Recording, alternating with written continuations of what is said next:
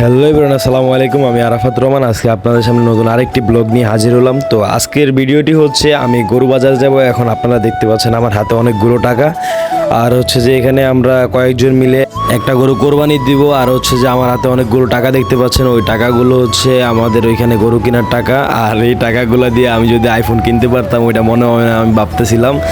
আর এটা তো কখনো সম্ভব না, যার কারণে হচ্ছে যে তারপর আপনাদেরকে এমনি দেখাচ্ছিলাম টাকাগুলা। তো চলেন এখন আমরা আস্তে আস্তে বের হয়ে পড়ি। আর হচ্ছে যে বাইরে আমার জন্য লোকজন অপেক্ষা করতেছে, তো আমরা যেতে যেতে কথা হচ্ছে। এবং দেখতে পাচ্ছেন আমি অটোমেটিক এয়ারপোর্ট এসে পড়ছি। এখানে আমরা দুইজন আছি, বাইকে করে যাচ্ছি। আর হচ্ছে যে বাদ বাকি যারা আছেন তারা অটোতে করে আসছে, আর বাকি দুইজন যাচ্ছে হচ্ছে অটোতে করে। আর এখানে আমরা দুইজন যাচ্ছি হচ্ছে বাইকে করে। তো যদি এখানে হাইওয়েতে দুইজনে বেশি বাইকে উঠে তাহলে মামলা দিয়ে দেয়। আর কিন্তু প্যারা ছিল না, কারণ হচ্ছে যে আমার সামনে যিনি বসে আছেন উনি একজন পুলিশ, তো কোনো সমস্যা নাই। আর এখন যাচ্ছি হচ্ছে দিয়াবাড়িতে। তো দিয়াবাড়িতে হাটটা কিন্তু এবারে অনেক বিশাল করছে। আগের বার কিনছিলাম হচ্ছে আশিয়ান থেকে, এবারে কিনবো হচ্ছে দিয়াবাড়ি থেকে। তো দেখতে পাচ্ছেন বাইকে অনেক বাতাস, যার কারণে আমার চুলগুলো এলোমেলো হয়ে যাচ্ছে এবং এখানে কোনোভাবে ক্যামেরা কন্ট্রোল করা যাচ্ছে না। তো তারপরও আমি আপনাদের জন্য অনেক কষ্ট করে হলেও বাতাসের ভিতরেও আমি ক্যামেরাটা কন্ট্রোল করছিলাম, কারণ বাইকে যখন বসবেন তখন দেখবেন যে বাতাসের কারণে মোবাইল পড়ে যাবে এমন একটা অবস্থা হয়ে যায়। কিন্তু তারপরেও আমি আমার মোবাইলটাকে অনেকটা শক্ত করে ধরে রাখছিলাম, যার কারণে আমার হাতে কোনোভাবে মোবাইলটা পড়ে নাই। তো দেখতে পাচ্ছেন এখানে আমরা জসীমউদ্দিন এসে পড়ছি এবং পাশে আরও অনেকগুলো গরু দেখতে পেয়েছিলেন। তো মানুষ এই আজকের বাজারটা মোটামুটি যাইতেছে ভালোই, সকালবেলা অনেকটা ছাড় দিয়েছিল গরু। তো এখন বিকালে আবার দামটা একটু বেশি, মানে সকালের তুলনায় বিকালে একটু বেশি। তো যার কারণে আর কি আমাদের একটু বেশি দাম দিয়ে কিনতে হবে মনে হয়। তো দেখা যাক আমাদের ভাগ্যে কী আছে, রিজিকে কী রাখছে আল্লাহ। তো ওই হিসাবে আর কি আমরা গরুটা কিনতে যাচ্ছিলাম। আর পার্সোনালি আমার থেকে উত্তরার একটা জিনিস সব থেকে বেশি ভালো লাগে, কারণ হচ্ছে রাস্তার মাঝখানে যে গাছপালাগুলো দেখতেছেন ওই গাছপালাগুলো থাকার কারণে এই জিনিসটা আমার থেকে আরও বেশি ভালো লাগে, কারণ রাস্তাগুলোর সৌন্দর্যটা এর গাছপালাগুলোই কেড়ে নেয়। তো এখানে এটা হচ্ছে 14 নম্বর সেক্টরের মসজিদ, কত সুন্দর একটা মসজিদ। এটাতে একবার আসার ইচ্ছা আছে, এটাতে এখন আসা হয় না আমার। এই মসজিদে একবার নামাজ পড়বো এই ইচ্ছাটা আছে।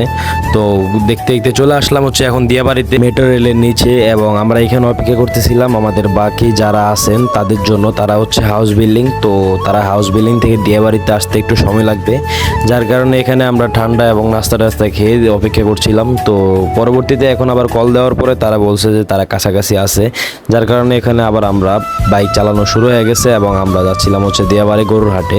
তো গরুর হাটে যাওয়ার পরেও এখান থেকে গরু কিনে সুন্দর মতো আবার বাসায় চলে আসবো। আপনারা পুরো ভিডিওটি দেখবেন, যারা যারা এখনও সাবস্ক্রাইব করেন না তারা এখনই সাবস্ক্রাইব করে দিবেন। এবং আপনার জন্য আমি সামনে আরও ভালো ভালো ভিডিও নিয়ে আসছি, কারণ হচ্ছে যে আমি এখন রেগুলার ব্লগ করি। আপনারা দেখতেই পাচ্ছেন আমার অনেকগুলো ব্লগ আপলোড হয়ে গেছে। কে কতটা দেখছেন আমি সেটা জানি না, কিন্তু যারা যারা আমার পুরো সবগুলো ব্লগ দেখছেন তাদেরকে অসংখ্য ধন্যবাদ। এবং আপনারা আমার সাথে থাকবেন, আমার সাথে থাকলে আমি আপনাদেরকে আরও ভালো জিনিস দিতে পারবো, তাই আশা রাখি। আর আমরা গরু বাজারে চলে আসছি অনেকটা জ্যাম ঠেলে, এবং বাইকটা পার্কিং করার কোনো জায়গা নেই এবং কোনো পুলিশ বক্সও পাইতেছি না, কারণ আমার সামনে যে লোকটা ছিল উনি পুলিশ ছিল। কিন্তু যদি কোনো পুলিশ বক্স থাকতো তাহলে ওইখানে বাইকটা রাখলে কোনো সমস্যা হইতো না। তো এখন আর কি করার, পরবর্তীতে এখন আমরা একটা জায়গায় বাইকটা পার্কিং করে রেখে আসলাম। তারপর হচ্ছে যে ওইখানে যে পাশে গরু বিক্রেতা ছিল তাকে বলে আসলাম যে ভাই একটু বাইকটা দেখিয়েন। সে বলছে কোনো সমস্যা না ভাই, যান। তো অনেক কষ্ট করে হাটে ঢুকে বললাম, কারণ হচ্ছে অনেক জ্যাম ছিল। তারপর হচ্ছে আমাদের সাথে যে দুইজন ছিল তারা আবার রাস্তা হারিয়ে ফেলেছিল, মানে আমরা যে জায়গায় ছিলাম তারা ওই জায়গা চিনে না। ওইরকমভাবে অনেক 1 ঘন্টা 1.5 ঘন্টা ওইখানে কেটে গিয়েছিল।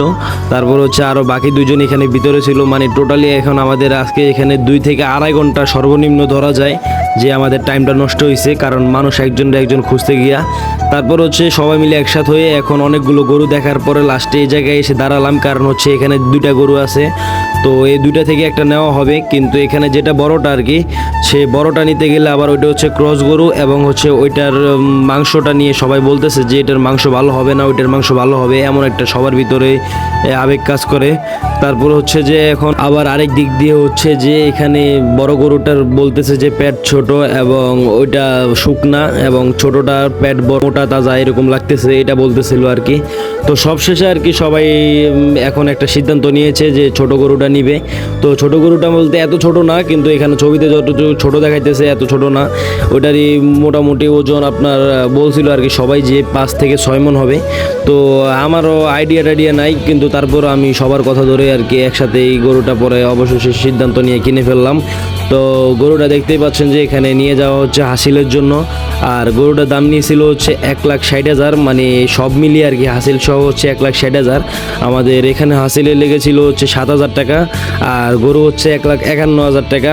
তো আপনার এখানে 1,000 টাকা হচ্ছে ডিফারেন্স দেখা যাচ্ছে, কিন্তু 1-2,000 টাকা এখানে ডিফারেন্স বলতে ওই যে আবার ওইখানে গাড়ি ভাড়া আছে। তো সব মিলিয়ে আর কি আমরা 1,60,000 টাকা ধরছি। তো এখানে দেখতে পাচ্ছেন গরুটা মোটামুটি আমার থেকে এখানে ছবিতেও ভালো দেখা যাচ্ছে, কিন্তু আমাদের যে গরুটি দেখতে পাচ্ছেন সে অনেকটা পাগলা। দেখতে পাচ্ছেন যে এখানে কি একটা অবস্থা করলো। তো আমি যখন প্রথম অবস্থায় এখানে গরুটি দেখতে আসি তখন থেকে দেখতেছি তার পাগলামিটা।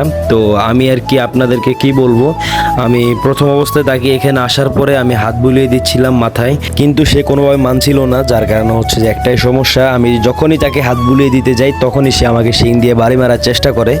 তো অবশেষে আর কি গরুটা কিনে এখন বাসার দিকে যাচ্ছিলাম, তাকে এখন আর হাত বুলিয়ে দেওয়ার সময় নাই, এখন হচ্ছে তাড়াহুড়া করে বাসা যাওয়ার সময়। তো দেখতেই পাচ্ছেন এখানে যারা গরুটা পালছিল তারাও গরুটাকে সামলাইতে পারতেছে না। গরুটা এতটা মনে করেন যে পাগলা, যেটা বলে বোঝানোর মতো না।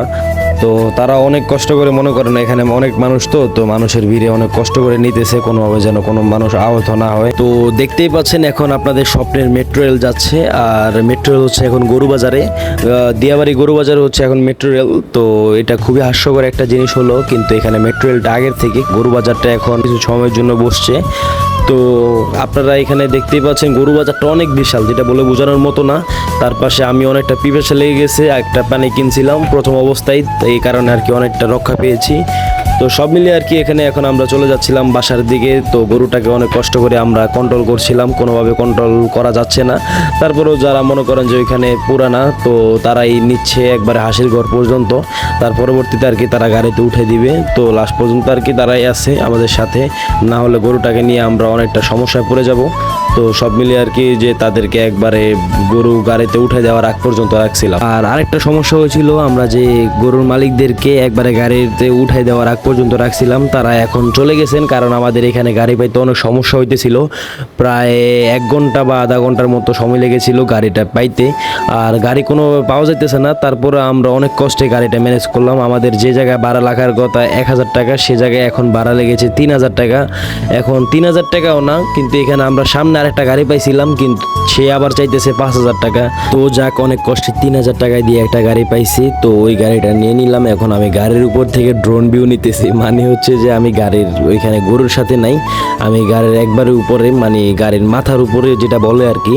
তো ওইখানে আর কি চাকার উপরে বসে আছি, তো ওইখানে বসে বসে আর কি আপনাদের জন্য ভিডিও করতেছি। তো ওইখানে আর কোনো ভিডিও করা হয় নাই রাস্তায়। আর হচ্ছে যে এখানে আবার হাজি ক্যাম্প আসার পরে দেখা যাচ্ছে যে অনেকটা জ্যাম, আবার গরু বাজার ওইখান থেকে জ্যামগুলো ঠেলে ঠেলে আসলাম। এখানে এসে যখন জ্যাম দেখি তখন নিজের থেকে অনেকটা মাথাটা গরম হয়ে যায়। তো তারপরেও কিছু করার নাই, জ্যামগুলো ঠেলে ঠেলে আর কি বাসায় যেতে হবে। এখন বাসায় এসে বললাম, তারপর হচ্ছে এখন দেখতেছেন আমাদের গরুটাকে আমি খাবার টাবার দিয়েছি এবং সে খাইতেছে। আর আমাদের গরুটা আসার পরপরই অনেকটা ক্ষুধার্ত হয়ে গিয়েছিল, তারপরে সাথে সাথে আবার খাবার নিয়ে আসছিলাম। তো সব মিলে আর কি এখানে সেও অনেকটা 1 থেকে 2 কিলোমিটার হেঁটে আসছিল, আমাদের এখানে রাস্তা ভাঙ্গা। তো সব মিলিয়ে এখন বাসায় আছে গরু। তো সবাই ভালো থাকবেন, আপনার সাথে দেখা হচ্ছে অন্য কোনো ভিডিওতে। আজকের ভিডিওটি এতটুকুই, আল্লাহ হাফেজ।